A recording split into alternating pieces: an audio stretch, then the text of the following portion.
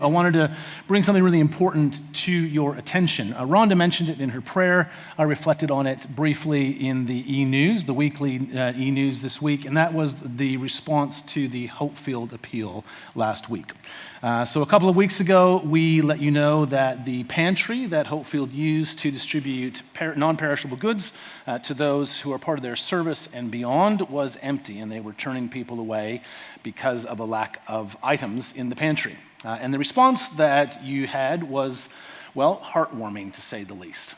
By the end of that first Sunday, the week before Hope Drive, we actually already had about 16 bags of non-perishable goods dropped off. And last week, I believe, was a record-setting day for the amount of food and other non-perishable things that were brought. There were dozens and dozens of bags of goods. Vicki let me know that there were about $1,500 in donations that were also made to supplement that. And that was just wonderful. So it really warmed my heart to have that kind of a response to that kind of an appeal. And I shouldn't really have been surprised, because whenever there is a need that is presented to this congregation and this community of faith, that tends to be the response. Thoughtful, prayerful, and generous. I've kind of become conditioned to expect it, even though I continually am surprised. Whether it's May Mission Month, when we continually exceed our targets, which, if you've been around for May Mission Month, are not small targets.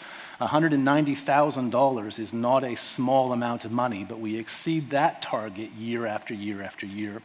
In September, when we focus on the work of Hopefield for the last half a dozen years or so, we have exceeded the target to make sure that we can keep someone on the staff at Hopefield a couple of days a week in trauma counseling, particularly focused on those who are experiencing or have experienced domestic violence. Whenever this community of faith is presented with an appeal, you respond thoughtfully, prayerfully, and generously. I'd like to make an appeal to you, and that is for our ministry budget. For those of you who've been around for a while, you know that generally speaking, the trend for us is that we're a little bit behind budget at the start of the year, first half of the year, and that's what's happened this year as well, but we are further behind budget than we are normally. It's also quite normal in our trends to begin to recover in July, and that has not happened. And so the general kind of trend line is down and to the right, which is not good from a financial perspective. And so I'd like to ask if you'd be willing to prayerfully consider doing two things. First of all, whether you would consider increasing the amount that you regularly give to the life of the church. If those of us who give regularly were able to increase that by even a small amount, we would be able to stop the slide and plateau a little bit in terms of where we are in our weekly offerings. But secondly, to ask if you might be willing to prayerfully consider whether you can give a gift of one-off to help us begin to catch up. Whether you've received a bit of a pay increase due to legislative changes, whether you're due a tax return, would you be willing to donate a portion of that to help us catch up? This is very much, for me, a little bit like Hopefield. It's not so much about the size of the gift as it is about the willingness to participate in the plans that God has for us. With Hopefield's appeal, I said if you can put an extra item or two in your shopping trolley, if you can add a bag to your shopping trolley, if you can grab a second shopping trolley, that's all up to you. The end result was that we overwhelmed the empty pantry, and that's what we're hoping to do here as well. Whether it's May Mission Month and the number of people that participate, Hopefield Appeal in September, it's the same thing everywhere. So I'd like to ask you if you'd be willing to prayerfully consider that.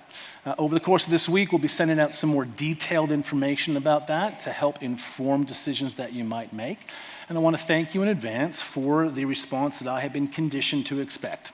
A prayerful, thoughtful, and generous one. We'll be talking a little bit about over the next couple of weeks, just to kind of keep it on our radar. And I wanted to thank you for the way in which you have been giving to the various things that we are engaged in as the life of the church. And while our ministry budget is not quite as concrete as a bag of groceries or as a tent for a refugee family or for a counselor for someone who has experienced domestic violence, it is nonetheless the engine room for how we seek to respond to the need that we experience in our community of faith and in our wider community as well.